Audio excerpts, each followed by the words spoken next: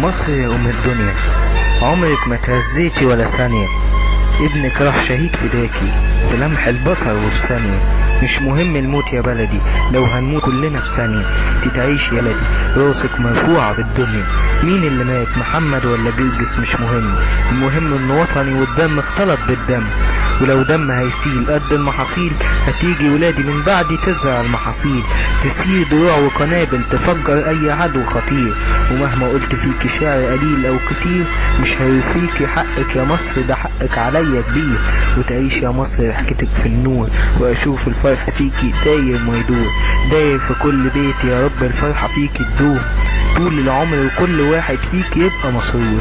واشوف وشك بخير يا مصر، بس اشوفك دايما في مصر.